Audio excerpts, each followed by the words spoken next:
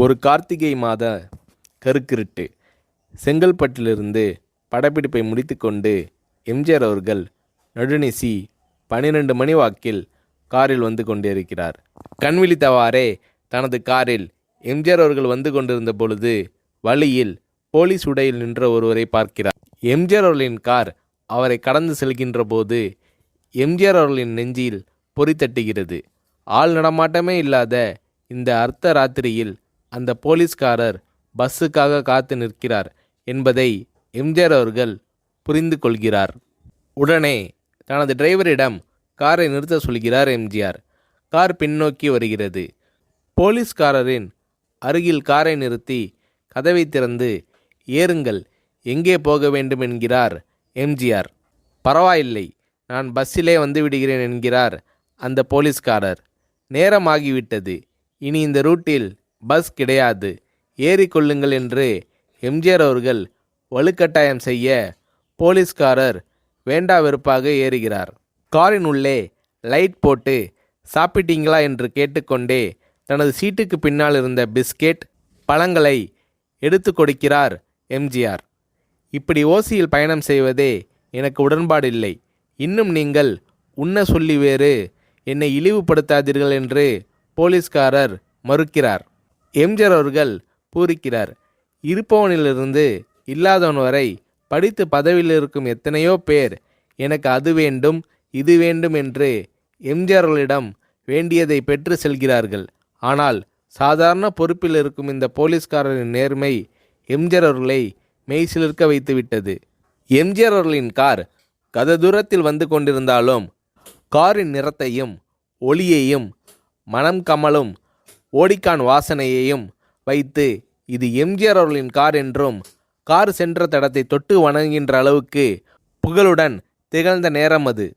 அரை மணி நேரம் கார் சென்று கொண்டிருக்கிறது. ஆனால் அதுவரை எம்ஜிஆர் அவர்களை பற்றி பெரிதாக போற்றி புகழ்ந்து பேசாமல் அந்த போலீஸ்காரர் வந்ததே புரட்சித் தலைவர் எம்ஜிஆர் அவர்களுக்கு அந்த போலீஸ்காரர் மீது மரியாதையை கூடுதலாக்கியது. நான் தான் எம்ஜிஆர் என்கிறார் எம்ஜிஆர். கேள்விப்பட்டிருக்கிறேன் என்கிறார் அந்த போலீஸ்காரர். பொன்மனச்செம்மல் எம்ஜிஆர் அவர்களின் முகத்தில் கோபம் இல்லை, பதிலுக்கு பொன்முறுவல் மலர்கிறது. என் படங்களை பார்த்து இருக்கிறீர்களா என்று கேட்கிறார் எம்ஜிஆர். நான் சினிமாவே பார்ப்பதில்லை என்கிறார் அந்த போலீஸ்காரர். புரட்சித் தலைவர் எம்ஜிஆர் அவர்கள் இன்னும் பிரமிக்கிறார். இப்போது கார் சத்தத்தை தவிர ஒரே நிசப்தம். போலீஸ்காரர் தனது வீட்டிற்கு 1/2 கிலோமீட்டர் தூரத்திற்கு முன்பே காரை நிறுத்த சொல்லி இங்கேயே இறங்கிக் கொள்கிறேன் என்கிறார். ஏன், நீங்கள் குறிப்பிட்ட அந்த விலாசம் இன்னும் 1/2 கிலோமீட்டர் தூரம் இருக்கிறதே என்கிறார் எம்ஜிஆர். சாதாரண போலீஸ் உத்தியோகத்தில் இருக்கும் நான் காரில் வந்து இறங்கினால் என் வீட்டிற்கு அருகில் உள்ளவர்கள் என்னை தவறாக நினைத்து கொள்வார்கள். இதுவரை இப்படி நான் யார் காரிலும் ஓசியில் வந்து பழக்கமில்லை. நீங்கள் இவ்வளவு தூரம் செய்த உதவிக்கு நன்றி என்கிறார் அந்த போலீஸ்காரர். புரட்சித் தலைவர் எம்ஜிஆர் அவர்கள் அதற்கு மேல் எதுவும் பேசவில்லை. அவர் எந்த போலீஸ் ஸ்டேஷனில் பணிபுரிகிறார் என்பதை மட்டும் கேட்டு தெரிந்து கொண்டு கிளம்புகிறார். அடுத்த நாள் செங்கல்பட்டு போலீஸ் ஸ்டேஷனுக்கு ஃபோன் செய்து நான் எம்ஜிஆர் பேசுகிறேன் என்கிறார் எம்ஜிஆர்.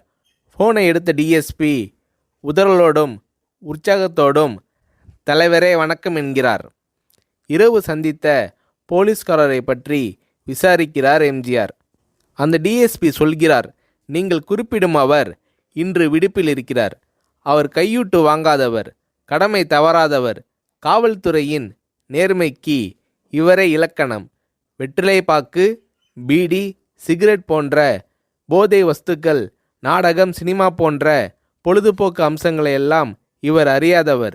கல்யாண வயதில் உள்ள 3 பெண்களையும் கரை சேர்க்க முடியாமல் கஷ்டத்தில் இருக்கிறார் என்கின்ற விபரம் டிஎஸ்பியால் எம்ஜிஆர் அவர்களுக்கு சொல்லப்படுகிறது.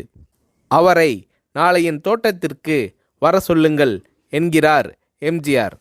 கேட்டுக்கொண்ட டிஎஸ்பி உங்களோடு ஃபோனில் ஆளுக்கு ஒரு வார்த்தை பேச இன்ஸ்பெக்டர், சப் இன்ஸ்பெக்டர் உட்பட எல்லோரும் ஆசைப்படுகிறார்கள்.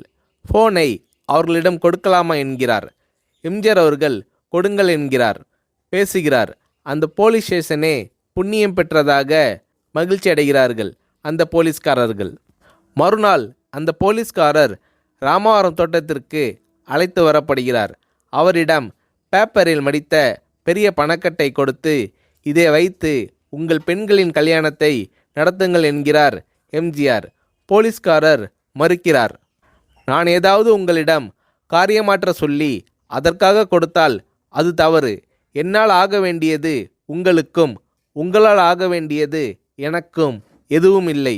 நான் உங்கள் கூட பிறந்த ஒரு சகோதரனாக நினைத்து கொடுக்கிறேன், பெற்றுக்கொள்ளுங்கள் என்று சொன்ன பிறகு கேட்டும் கூட கிள்ளி கொடுக்காத கனவான்கள் வாழும் இந்த உலகில் ரோட்டில் நின்றவனை அழைத்து சென்று அள்ளி கொடுத்த எம்ஜிஆர் அவர்களின் கருணையில் நெகிழ்ந்து போய் பெற்றுக்கொள்கிறார் அந்த போலீஸ்காரர். பிறகு ஒரு தேதியில் புரட்சித் தலைவர் எம்ஜிஆர் அவர்களே சென்று அந்த போலீஸ்காரரின் 3 பெண்களின் திருமணத்தையும் நடத்தி வைத்து வாழ்த்தி இருக்கிறார்.